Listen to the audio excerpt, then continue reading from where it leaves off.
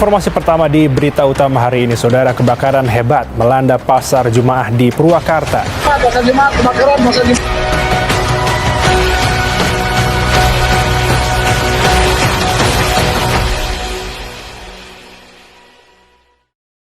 Assalamualaikum warahmatullahi wabarakatuh. Halo pendengar semua. Kembali lagi di dalam podcast KMC yang akan mengulas tentang hal-hal yang dekat dengan kehidupan kita dan tentu mempunyai makna lebih dalam. Hari ini kita akan membahas tentang sebuah kejadian yang menimpa warga Purwakarta di era kepemimpinan yang baru, yaitu kepemimpinan Om Jen dan Bang Ijo Hapidin, yaitu tentang musibah pasar Jumat. Episode kali ini kita akan kedatangan dua tamu spesial. Pertama adalah aktivis Purwakarta, founder Bela Purwakarta, founder dari Purwakarta News Club, Kang A. Komara, dan para pelaku UMKM yang memang terkena dampak dari musibah yang terjadi di pasar Jumat tersebut, Pak Asep dan Pak Erwin. Selamat datang di podcast KMC. Tentu kita ingin mendengar langsung bagaimana kejadian yang sudah hampir 7 bulan ini tidak selesai-selesai, baik secara kronologis atau juga dampak yang dirasakan oleh dan bagaimana tanggapan dari Pak Akom sebagai aktivis melihat dari hal itu. Sebenarnya gimana sih Kang kejadian awalnya ini dan bagaimana gitu dirasakan oleh ini, Pak? Ya mungkin lebih pas langsung oleh pelaku ini ya, pelaku sejarahnya nih, saksi Kalau hidup. kejadian awalnya mah saya nggak begitu tahu persis gitu ya. Iya. Karena setelah sholat subuh itu saya tidur lagi. Istri pergi ke pasar. Jadi istri pulang dari pasar Senen sekitar jam 7-an. Datang ke rumah. Istri udah ngeliat nih ada kebakaran di pasar Jumaah gitu. Iya. Jadi setelah di pasar istri pulang, bangunin saya, Pak, kita ke toko katanya. Toko gardu di belakang itu kebakar katanya. Jadi kita santai aja karena gardu itu udah sering nyala-nyala sedikit sering gitu.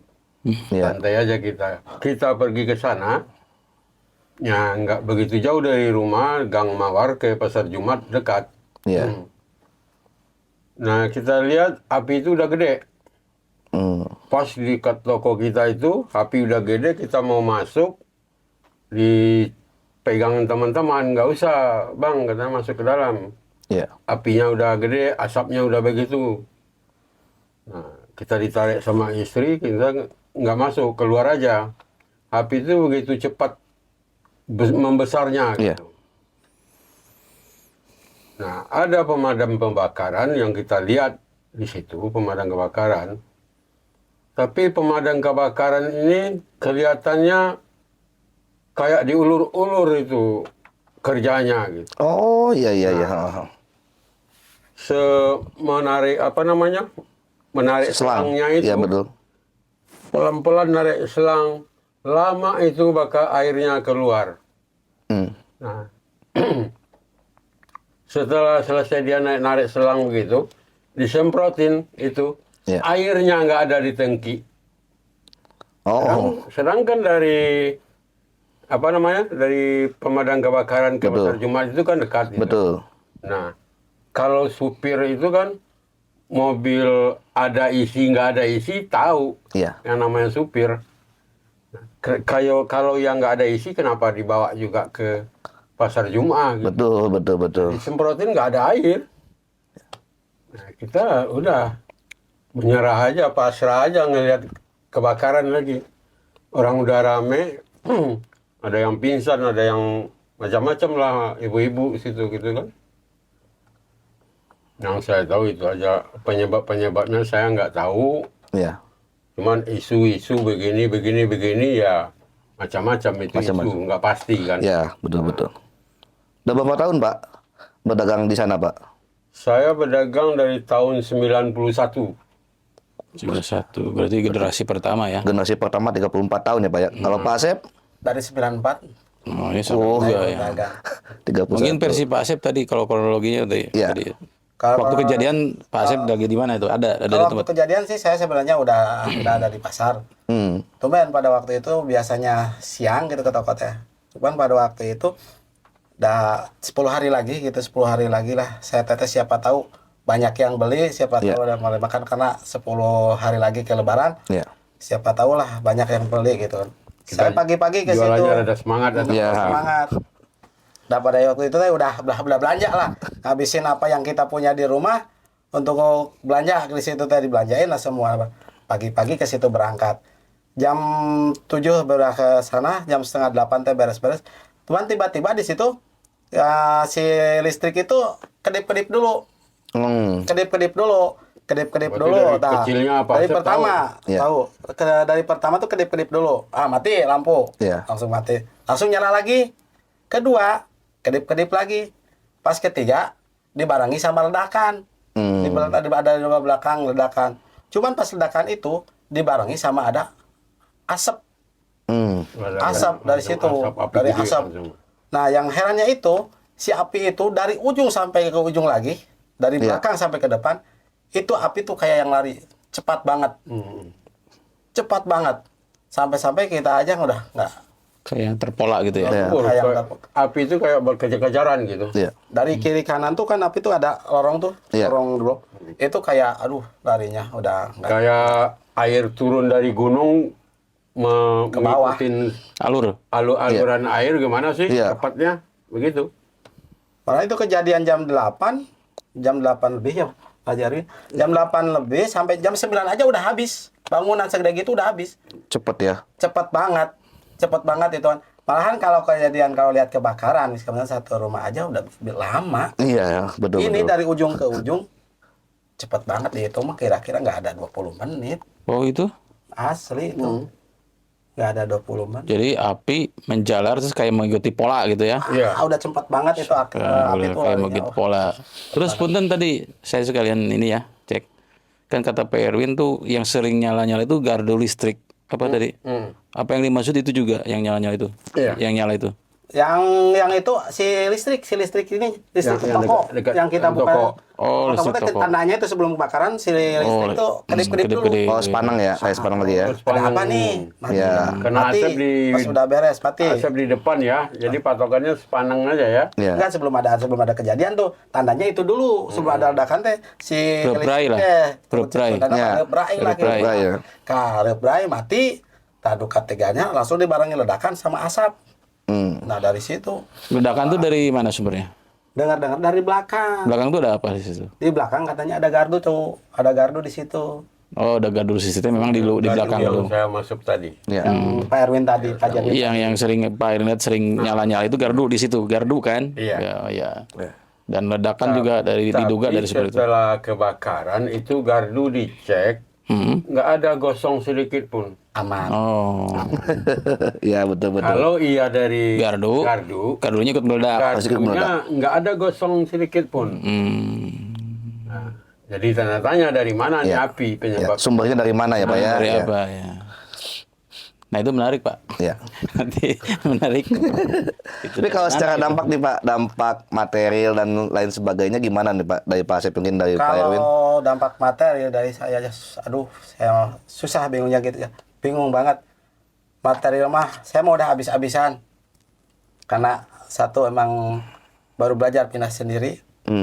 Jadi berusaha untuk untuk pengen maju gitu pas kejadian kayak gitu. Sampai sekarang saya nggak punya apa-apa gitu untuk material itu malahan untuk kehidupan sehari-hari aja saya sampai sekarang sering dibantu sama adik-adik. Selain belajar berjualan di rumah gitu yang jajan anak-anak, ke sehari-harinya itu sering dibantu sama adik-adik gitu kan. Iya. Malahan Tadi ceritain. saya kejadian yang belum lama. Karena kan saya punya dulu waktu kejadian istri tuh lagi ngandung besar, lagi hamil besar, saya bingung mau kemana nyari gitu kan. Nyari pekerjaan kemana, terus nyari buat biaya lahiran gimana gitu kan. Iya. Sampai saya pas bulannya istri bawa, alhamdulillah ada yang bawa tuh, ada yang ngurusin BPJS bawa ke Amira. Di situ juga masih bingung. Kenapa saya nggak punya, ya tetap kan punya biaya untuk sehari-harinya nungguin di rumah sakit. Iya. Saya berdua. Sampai-sampai terakhir mau pulang. Saya asli nggak punya uang sepeser pun. Saya benar-benar nggak punya uang. Saya ngomong ke tukang parkir aja keluar. Sambil nitipin KTP. Karena saya emang benar-benar nggak punya uang. Maksudnya buat bayar parkir atau Iya, buat bayar parkir. Oh. Buat bayar parkir. Masya Allah. Yang notabene itu uangnya nggak gede gitu. Iya, betul. Karena untuk mereka yang punya mah nggak gede. Tapi buat saya mah yang nggak punya uang. 5.000. Saya nitipin KTP. Rp5.000 Saya ya. langsung ngomong. Saya langsung nelfon ke adek. Minta. Alhamdulillah saya pulang lagi ke rumah sakit untuk ambil KTP. Dan untuk bawa istri pulang.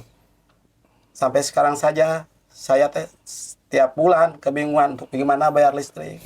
Terus gimana menghadapi orang yang yang ngutangin ke saya. Iya. Saya bingung sampai sekarang, malah saya sampai sekarang berniat untuk penjual rumah. Karena emang aset saya emang nggak punya lagi, cuman rumahnya satu-satunya aja itu. Tapi saya, ya itu apalah, awal daya tangan tak sampai gitu. Iya. Itu.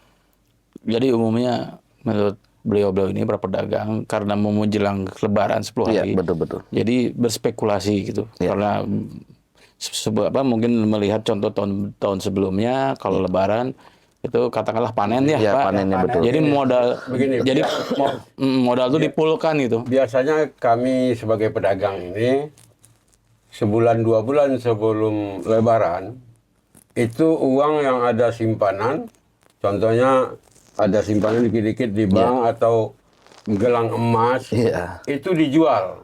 Buat modal ya, Pak ya? Dijual untuk belanja barang-barang untuk stok Iya. puasa.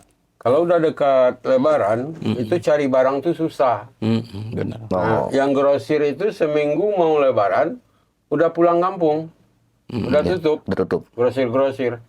Nah, jadi sebulan menjelang Lebaran itu kami ini udah belanja pakai duit pinjaman, yang pinjam bank, banyak itu teman-teman yang pinjam bank. Nah, belanja, semua duit dibelanjain. Nah, bayangin aja 10 hari mau Lebaran, itu biasanya kami udah nggak belanja lagi. Tinggal jual barang, Iya. bayar utang, sisanya untuk beli-beli kebutuhan kita. Gitu aja. Kalau total kerugian yang dirasakan oleh bapak-bapak ini gimana, Pak? Kalau berapa? Kalau saya lebih kurang 900 juta, satu lembar pun nggak bisa diambil. Jangankan pakaian, plastik aja nggak bisa saya ambil. Tapi saya bilang tadi, saya mau masuk, api pas di Iya. toko saya itu udah jatuh-jatuhan, asap udah hitam. Resiko Nah, juga sekarang kalau saya masuk sama orang-orang, saya ditarik sama orang-orang, nggak usah masuk bang katanya. Udah saya keluar. 900 juta ya, Pak? Saya. Kalau Pak Asep? Kalau Pak Asep sih, karena baru Iya. cara baru berjalan 4-5 tahunan, 4 tahun itu kisarannya di atas 50 jutaan, 60 juta, 50 jutaan. ya Terus dampak kemarin juga pas waktu itu karena emang udah habis, mau Iya. Lebaran lagi. Yang bikin saya sedih itu juga anak-anak. Pak, Dede mau beli baju Lebaran. Pak, Dede mau beli Lebaran. Saya bingung kan sebagai seorang orang tua gimana. Iya. Akhirnya saya akan ngilangin rasa malu gitu. Ngomong ke adik-adik. Gitu. Tolongin deh, butuh baju Lebaran buat anak-anak. Iya. Sampai kayak gitu. Alhamdulillah sama adik-adik dibeliin. Alhamdulillah. Bingung gitu saya. Sampai nangis saya gimana caranya gitu nyari uang kemana kesini. Sedangkan saya lagi habis ditinggalin di situ, habis tinggalin ibu juga, habis tinggalin ibu, terus kejadiannya tempat usaha saya kebakaran. Iya. Terus pas waktu itu 10 hari mau Lebaran, anak-anak udah minta baju Lebaran, gitu kan. Saya di situ hanya bisa nangis dan nangis gitu kan. Saya ngomong aja menghilangin rasa malu gitu, ngomong aja ke Ade minta bantuan. Alhamdulillah itu sama Ade dibantu. Sampai sekarang aja saya hidup sehari-hari ya dibantu sama Ade. dan itu terjadi kepada Pak Asep yang lain di pedagang-pedagang. Iya, betul. Kalau total tuh sekitar 7, berapa Pak? 7,3 ya? Seluruh pedagang yang korban 7,3 M Ya, Total kerugian. kerugian semua dari dampak gitu kebakaran. 7,3. Lumayan ya, angka yang fantastis lah ya. Ya. Ini kalau tanggapan Akom gimana sih dari segi aktivis nih? Tanggapan dari pemerintah seperti apa? Kemudian respon pemerintah seperti apa? Dan sudah mengadvokasi apa terkait musibah yang terjadi di Pasar Jumat ini ke Akom? Ya kebetulan kita baru mendampingi di bulan ke-6. Ya baru ke-6. Kebetulan ada 3 bulan ya, Iya. jedanya ya. kita mendampingi baru di bulan ke-6. Ya. Ya, baru di bulan 6. Ya, kebetulan ada salah satu tetangga juga, nih rekan-rekan beliau, tetangga saya. Ya kan kita sesuai keterangan dari para guru maupun agama ya. Betul. Kita harus membantu tetangga gitu kan, kalau ada yang kesulitan. Nah, tetangga ini bawa beliau-beliau ya kan, beliau-beliau nih para pedagang nih, hampir ya puluhan lah jumlahnya ya. Nah, yang memang notabene betul-betul pada posisi pada ke hari H itu terdampak sebagai korban. Artinya memang produknya terbakar, artinya korban lah. Korban pada hari itu menjadi korban secara kerugian material dan lain-lain pun. Nah, saya juga awalnya menduga ini sudah selesai. Bayangan saya, toh bayangannya 6 bulan toh. Betul, betul. Masa 6 bulan belum kelar gitu kan? Iya. Nah, saya kan ngikuti lewat media segala macam bahwa pernah ada audiensi dengan DPRD, tapi tidak juga ada solusi. Terus saya juga mendengar Bupati sudah relokasi ke STS di lewat media ya. Iya. Ya, saya pikir itu udah ending, udah ada solusi lah. Ya ternyata sama sekali belum ada solusi setelah kita dampingi, join, dan kebetulan waktu itu Ya, relokasi ke STS memang ada tempatnya di emperan Bawah ya. di pinggir-pinggir toko-toko itu. Oh iya. Nah, walaupun direlokasi ke situ, kami ini kan udah habis modalnya. ya itu. Oh, Bagaimana iya, mau iya. berjualan? Jadi bukan betul. tidak menghargai upaya bupati, Pemerintah ya, betul, upaya betul. pemerintah. Karena memang faktanya Modalnya nggak ada. modalnya sudah terbakar habis. Karena tadi menjelang 10 hari ini semuanya memaksimalkan modal, Iya. Itu contoh Pak Aceh. membelanjakan. Untuk biaya hidup sehari-hari aja susah. Iya. Bagaimana mau modal? Dan cerita Pak Asep itu saya didengar juga dari pedagang-pedagang lain yang ya prihatin lah kehidupannya kan. Ada yang Bukan Pak Asep aja. bukan yang Pak itu. Asep aja, hampir Banyak umumnya yang seperti lain. itu ya. Ada yang nggak mau keluar rumah. Depresi. Nah, Ada sampai depresi Ada. gitu, Bang? ada. Ya syukurnya beliau-beliau ini masih menjaga iman lah, nggak Iya, sampai iya. punten menekat melakukan aksi bunuh diri ya, Betul, akibat tekanan psikologis dan ekonomi. Nah, ya kita bantu pertama mediasi dengan pihak Pemda waktu itu. Setelah 6 bulan itu kita ketemu, ini sepertinya mandek nih, macet Iya, iya. komunikasinya antara pedagang dengan Pemda. Makanya waktu itu kita ketemu Asda 1, Asda 2, waktu itu Bupati sedang sakit ya. Nah, Asda 1, Asda juga kita pikir mereka sudah tahu progresnya, ternyata sama sekali nggak tahu. Oh. Jadi artinya di internal punten, di internal Pemda juga mungkin tidak saling terkoordinasi satu sama lain Betul. gitu ya. Yang kita pikir semua pejabat-pejabat pasti tahu lah tentang progres dari Pasar Jumat. Nah, terus ya kita titipkan amanat ke beliau untuk supaya kita bisa bertemu Bupati. Alhamdulillah ada respon. Bupati waktu itu ya kita diterima ya di Rumdin. Nah, di Rumdin kita di Rumah Dinas Bupati pertama menyampaikan bahwa ini aspirasi dari para pedagang Ya. seperti ini, artinya ingin segera di tahun ini. Cuma waktu itu memang Bupati pilihan pertama dialokasikan tahun 2026. Terus kita juga menanyakan apa sih ke depan tuh rencananya GS itu. Pasjum ini ya beliau jawabannya nanti akan jadi RTH, ruang terbuka hijau. Artinya pertama, artinya pedagang praktis sama sekali sudah tidak punya harapan di sana untuk berjualan kan. Selain ini memang mereka sudah terdampak kebakaran, tidak ada lagi harapan untuk berjualan di sana, akan berubah fungsi. Nah, terus Pak Bupati waktu itu bilang, kita Jumat ya waktu itu ya, harinya Jumat. Senin kita verifikasi ulang katanya. Artinya beliau perintah dinas terkait kan. Iya. Nah, ya artinya kita dengan harapan waktu itu pun menyampaikan bahwa mohon dibantu supaya tahun ini ke Pak Bupati. Ya beliau bilang kita upayakan lah. Nah, kita masih optimis ya. Cuman ketika Senin sampai seminggu lewat, kita nggak ada kabar-kabar lagi gitu dari dinasnya ya. Dari dinas nggak ada. Kita juga mau WA ya. Kita adalah dapat dari teman-teman. Iya. Di birokrasi kita dapat nomor kepala di KUPP, kita WA juga no respon. Pada akhirnya kita minta bantuan tuh sempat ke Komisi 2 DPRD. Oh, Komisi 2 ya. Yang memang terkait UMKM ya. UMKM. Terus mereka memanggil 4 instansi, DKUPP, Kesra, Dinsos sama Bapperida yang mengelola CSR dari perusahaan-perusahaan.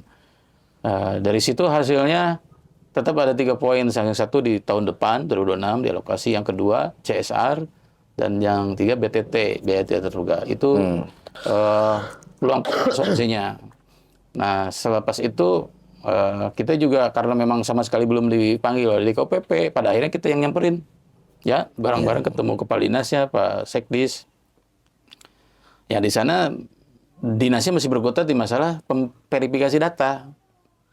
Nah, jadi belum pada kira-kira kami sudah ada perintah bupati, tinggal apalah, tinggal action jalan lah ya. Ternyata masih berkutat di verifikasi data. Nah, ini kami heran, verifikasi data tapi pedagang-pedagangnya nggak dipanggil gitu. Iya.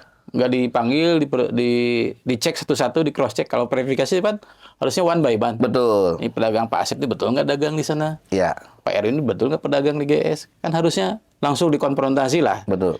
Secara person to person. Nah, ini pedagang, saya tanya nih sekarang di sini nih, ya supaya dibuktikannya. Pernah dipanggil nggak atau diverifikasi nggak? Belum pernah. Dari sejak kebakaran. Sejak kebakaran belum pernah kita yang dipanggil. Nah, artinya artinya kita bingung kalau berkutat di verifikasi, terus si pedagang juga nggak dipanggil, ya gimana mau ada ini kan, ada outputnya. Nah, pada akhirnya setelah kita ke dinas itu, pleng lagi ya, nggak ada informasi gitu. Nah, masalahnya kan di pedagang sudah trauma, Pak. Sudah traumanya apa? Pembiarannya sudah dari minggu lewat ke minggu, bulan ke bulan. Ya sampai kita dampingi saja sama kita, itu udah 6 bulan. 6 bulan. Nah, kemarin ketika mau memasuki 7 bulan, ya beliau-beliau kan sudah trauma nih. Ya. Ini kita berlarut-larut terus. Pada akhirnya kita berinisiatif ke DPRD lagi. Kita waktu itu ketemu Ketua DPRD. Malah waktu itu kita bersurat nih, mau memohon audiensi, supaya ini kita ada keputusan final yang masalah ini nih, antara pedagang ini, Pemda dengan DPRD lah. Ketua DPRD aja Bu Puji mengiranya ini sudah selesai masalahnya. Dikiranya dikira abdi itu terus beres. Sama seperti saya ketika kedatangan beliau-beliau. Karena mungkin karena saking selamanya. Wah, pikir udah beres kan. Ya berarti ini ada internal, di antara ini internal pemerintahan nggak saling ngobrol urusan Persjumat. Yang sebetulnya, maaf, apapun itu sebelumnya, pemerintah atau DPRD, terutama Pemkab, sebenarnya berpeluang mengajukan ini kerohiman itu di bulan Juli, yaitu pada saat momentum anggaran perubahan APBD tahun 2025, ya, gitu kan. Kejadiannya kan Maret tuh. Betul. Maret, April, Mei, Juni, Juli masih ada tuh. Mereka kalau fokus ya. Serius lah ya. Kalau fokus ini mau ngebantu kerohiman, alokasikan tuh ada waktunya. Ada saat yang tepat. Tapi itu tidak dilakukan. Mungkin lupa atau apa ya. Yang jelas ya tadi kita jadi tahu, oh ternyata di antara pemerintahan nggak saling ngobrol. Ketua DPRD aja, Ketua DPRD sebagai mitra yang sejajar, mitra bupati, kan yang nyangkanya udah beres. Kan, berarti nggak saling ngobrol. Tambah lagi tadi misalnya dengan ada fakta tadi Asda 1, Asda 2 yang kita temui juga nggak tahu progresnya seperti sejauh mana. Jadi ini tidak saling ngobrol nih di antara. Padahal kalau kita asumsikan pasar Jumat itu setiap hari dilewati, Pak. GS Pasjum teh. Kan gitu. Pasti oleh beliau tuh lewati kan. Yang pulang ke Sadang lewati GS Pasjum yang sudah gosong itu. Ada pejabat-pejabat lewat situ lah ya, Pak. Ya, artinya kan karena tempatnya strategis di jantung kota. Masih sampai bisa terabaikan itu. Nah, akhirnya di ACC lah kita oleh Ketua DPRD diberi kesempatan untuk audiensi. Kita audiensi pada tanggal 15 Oktober. Oktober ya, tanggal 15 ya. Hari Rabu. Ya berarti kalau dari sekarang sudah seminggu lewat juga ya. Seminggu. Nah, 15 Oktober itu hadir Komisi 2, Wakil Ketua DPRD ada Pak Lutfi, Wakil Ketua ada Pak Dedi, Pak Teddy, Pak Ceceng, Pak adalah Agus Wijaya dan Ibu siapa saya tahu. Komisi 2 pula hadir sama Wakil Ketua DPRD. Nah, dari Pemda mewakilkan ke PJ Sekda Ibu Nina. Nah, di situ kita karena kita ini jadi momen untuk keputusan final ya. Betul. Karena nggak mungkin kita audiensi lagi kan. Nah, artinya di situ kita ingin kepastian Pertama, tentang kerohiman itu sendiri. Iya. Nah, dari Pemda lagi-lagi dari Pemda Pak Sekda, dari Bu Sekda ini sebagai kesimpulan akan dilokasi di 2026. Jadi tetap Di 2026. ya, artinya Iya. tidak ada perkembangan yang berarti. Betul. Selalu pilihannya di 2026 yang jelas memang ini ditolak istilahnya, tidak diharapkan oleh beliau-beliau ini karena berarti bakal setahun, Pak. Iya. Karena kami tanya kalaupun tahun depan itu jatuhnya di bulan Maret, berarti Maret ketemu Maret, Pak. Betul. 1 tahun dalam penderitaan. Kasihan ini. Udah turun berapa kilo nih rata-rata kan, gitu kan. Iya. Nah, artinya akan ketemu 1 tahun berarti bukan solusi manusiawi lah. Nah, dari DPRD bagus nih. Banyak masukan-masukan yang menurut kami itu yang paling realistis. Kalau memang Pemda sudah nggak ada anggaran di tahun ini, DPRD waktu itu di audiensi beberapa DPRD itu beberapa teman-teman dewan itu memberikan lebih masukan. Ada yang konsepnya dana talang, gitu kan. Iya. Katakanlah oke dari 2006, tapi talangi di sekarang dong. Talangi dulu gitu. Yang penting terrealisasi tahun ini. Ya, di Enpan lah ya, di Enpan dulu. Konsep talang lah gitu, dana talang.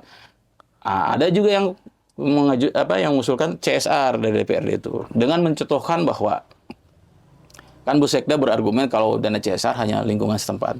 Tapi sudah terbukti ada contoh dari DPRD itu Pak Ceceng kalau nggak salah. Itu ngasih contoh bahwa CSR itu juga bisa membantu malah lintas kabupaten. Dia mencontohkan Jasa Tirta pernah menyalurkan CSR-nya ke Bandung Barat ketika ada bencana. Artinya itu udah lintas kabupaten dong, bukan lingkungan sekitar lagi. Terus banyak beberapa contoh gitu. Ya beliau juga mengilustrasikan misalnya menyebut ya mungkin faktanya memang demikian bahwa kita punya 400 perusahaan. Menurut beliau yang perusahaan-perusahaan besar katanya di Purwakarta 400 perusahaan apakah pabrik atau apa. Kalau misalnya satu perusahaan saja membantu CSR-nya untuk satu korban, berarti ringan. Iya. Berarti cuman butuh 200 perusahaan kurang lebih karena pedagangnya sekitar 200-an. Jadi kalau satu perusahaan membantu satu korban pas beres. Ya, misalnya PT Hino ngebantu Pak Ade hiji kan, ngar hiji. Beres berarti CSR. PT Nono ngebantu Perin hiji gitu, beres. Kali mungkin 200. Ya, ini akan menurut teman-teman DPRD, ini kembali lagi kepada Pemdanya jangan kaku gitu. Ini mereka sudah memberikan tawaran solusi gitu ya, opsi-opsi CSR. Ini tinggal kreativitas sama itikat baik dari pemerintah daerah sebetulnya. Selesai sebetulnya Mas saya kalau memang semuanya bersegera, bergegas, yang berniat-niat ingin membantu masalah ini selesai tahun 2025. Solusinya sudah ada, artinya berbagai opsinya sudah ada. Artinya tinggal bersurat saja ke sekian perusahaan akan beres gitu. Gitu. Kalau memang artinya kita memperlakukan ini tidak kaku, rigid. Ya. Beliau-beliau kaku kan ini satu hari per harinya nggak bisa kaku Pak. Harus hidup. Harus hidup. Gitu kan, harus hidup per harinya gitu. Harus pertimbangannya seperti itu gitu. 5 bulan ke depan itu kalau di Maret itu kan lumayan gitu. Penderitanya akan nambah-nambah lagi. Apalagi ini pemimpin baru yang wajah baru yang seharusnya memang keberpihakan terhadap masyarakatnya harusnya lebih tinggi lah ya Pak. Betul. Nah kalau kita ambil kesimpulan apa ya? Kalau harapan Bapak sebagai Akom, sebagai aktivis bagaimana? Kemudian dari pedagang juga seperti apa? Harapan pastinya di tahun bagaimana gitu? Kalau menurut saya pribadi beginilah. Kita harus sayang, kita harus mempertahankan jargon Purwakarta istimewa ini karena di sana ada label istimewa. Artinya berarti kita juga harus menghadirkan langkah-langkah solusi yang istimewa, yang tidak biasa, yang tidak kaku, yang out of the box itu. Oh istimewa berarti bukan biasa-biasa saja, bukan standar-standar saja. Ketika solusinya pengalokasikan tahun 2026, ya itu tidak istimewa karena akan menjadi semua karena ini akan tetap terdampak Pak. Harus menunggu sekian bulan lagi kita masih menderita. Tapi bagaimana penderitaannya selesai berarti harus tahun ini. Tadi itu solusi-solusi yang disampaikan DPRD mulai CSR atau berbagai inilah. Pemda sebetulnya lebih paham apa yang harus dilakukan gitu. Jadi menurut kami ya tinggal kembali ke masalah naluri kemanusiaan. Nah kami juga sampaikan bahwa kita ini Presiden waktu di PBB itu bilang masalah human family. Presiden kita RI sebelum tidak jauh dari peristiwa huru-hara nasional kemarin di bulan Agustus, dia muncul di PBB bicara di depan pemimpin dunia, human pemilih, kemanusiaan untuk mendamaikan dunia, untuk memanusiakan manusia, mendapat applause, pujian dari semua pemimpin dunia. Tapi di dalam negeri kita masih ada permasalahan ini yang notabene urusan kemanusiaan, Pak. Ya. Artinya kami juga di sini mengetuk atensi pemerintah pusat, gitu ya. Purwakarta ini masih bagian dari NKRI. Ya. Kita bukan daerah yang terisolir loh. Purwakarta masih bagian NKRI loh, gitu. Bukan daerah yang terisolir, bukan sesuatu yang tidak bisa disentuh. Justru hal ini harus ada pembinaan. Jadi kami juga memohon atensi dan insya Allah kami juga sudah melangkah ya, sudah bergerak, berkomunikasi dengan jejaring kita yang ada di nasional, di pusat. Karena ini menurut kami ini sebuah peristiwa yang tidak boleh terulang lagi. Peristiwa Pasar Jumat ini bukan contoh yang baik dalam penanganan publik. Selama ini bisa terjadi berbulan-bulan penanganan ini tidak selesai. Dan ini peristiwa Pasar Jumat peristiwa yang terakhir. Jangan sampai terulang lagi dalam rangka pelayanan publik ya, penanganannya.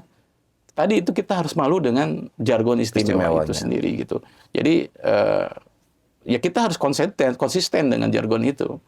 Jadi begitu Pak. Jadi insya Allah dari kami akan mengawali sampai tuntas, sampai parat lah kalau bahasa Brazilnya tuh. Ya. Gitu ya. Karena apa?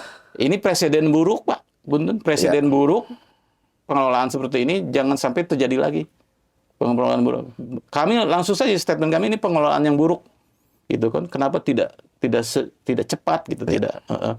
Tadi lagi alasannya juga justru hal-hal yang di luar nalar logika kita, gitu. Ini sudah betul-betul mengganggu nalar kewarasan kita. Ini sampai berlarut-larut, apalagi sampai masih urusannya berkutat masalah data verifikasi. Ya. Selama itu 7 bulan lebih berarti sekarang. Sambil si pedagangnya nggak pernah diverifikasi, gitu.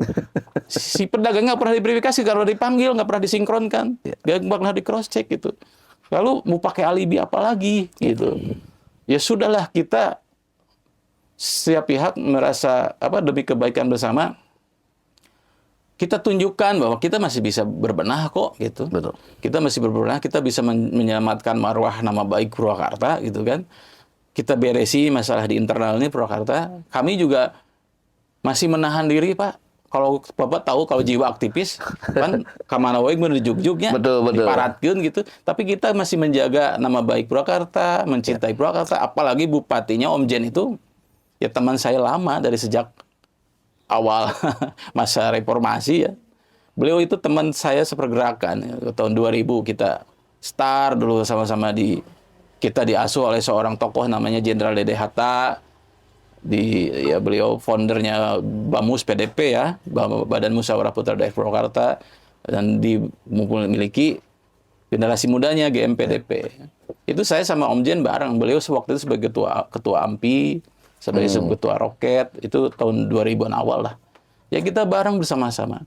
Nah maksudnya beliau juga background-nya aktivis sama seperti saya, gitu. Yang memang kepeduliannya harusnya besar. Ya, betul. Artinya justru dengan modal aktivis itu, ya harusnya seperti akselerasi dan kepekaannya lebih lebih luar biasa. Tapi mudah-mudahan saya yakin mungkin beliau sedang menimang-nimang. Mungkin kemarin juga setelah audiensi Bu Sekda lapor ya walaupun sudah seminggu lebih nih kita nggak ada kabar lagi. Sudah seminggu lebih. Mudah-mudahan semuanya demi kebaikan Purwakarta lah. Kita tanggalkan semua ego kita. Satu aja kita poin saja, kita kepada rakyat, kepada beliau-beliau inilah. Mudah-mudahan Senin besok dipanggil. Nah, amin. Mudah-mudahan. Amin. Gitu Pak. Sama harapan Pak Asep sama Pak Erwin juga. Sama sih harapan kita semua sih, mudah-mudahan ini cepat beres, cepat beres, cepat terselesaikan gitu kan. Karena benar-benar kita menghadapi kehidupan susah itulah. Gitu kan. Artinya keberpihakan dan memang responsif dari pemerintah kita dibutuhkan banget ya. Sangat kita mewakili seluruh pedagang. Harapan kita ya selesai di tahun ini. Tahun ini. Karena kasihan teman-teman yang banyak yang nganggur, yang nggak punya pekerjaan. Iya. Mau dagang nggak punya modal. Nah itu masalahnya. Ya, Kayak ya, kita betul. pingin. Betul. Ya ini kan kita Sekarang PR kita ini. masih banyak, Kang. Betul sekali. Maksudnya satu sisi kita ini belum selesai menyelesaikan masalah angka kemiskinan. Iya. Gitu kan. Purwakarta masih lumayan relatif tinggi lah. Terus jumlah angka pengangguran kita di angka 35 ribuan gitu kan. Atau kurang lebih 30 ribu lah. Banyak ya. Iya. Tambah ini. Tambah ini. Ini istilahnya potensi kemiskinan baru kalau tidak ini diselesaikan, Betul. beban sosial akan makin numpuk, Pak. Betul. Kita uraikan satu persatu gitu. Artinya tuntaskan satu-satu diberesin. Masalah Jumat yang sudah lama ini buru-buru diberesin. Karena supaya yang lain juga terurus gitu. Iya. Lapangan pekerjaan, pengangguran yang masih banyak itu angkanya cepat tertuntaskan, kemiskinan tertuntaskan. Jadi ya apalagi kalau bukan harus serius dan fokus. Iya. Duh, terima kasih nih Kang Pak Akom, Iya. ATP sudah memberikan suaranya terhadap kejadian dan musibah yang menimpa Pasar Jumat dari Pak Erwin pelaku usaha, Ya. Pak Asep juga. Ya mudah-mudahan secepatnya lah pemerintah daerah Iya. ini memang Amin. ada dana kerohaniman ya, Amin. Iya. dan tanggapannya seperti apa ke depannya. Ini itu obrolan kita pada hari ini bersama aktivis Purwakarta Kang A. Komara bersama pelaku UMKM, pelaku usaha di Pasar Jumat yang terkena musibah. Mudah-mudahan Purwakarta hadir dan berpihak terhadap mereka, apalagi Purwakarta punya slogan istimewa, dipimpin oleh Om Jen dan Amang Ijo Hapidin. Tetap istimewa. Kita tunggu kabar selanjutnya tentang Pasar Jumat. Selamat datang kembali di podcast KMC. Wassalamualaikum warahmatullahi wabarakatuh. Waalaikumsalam.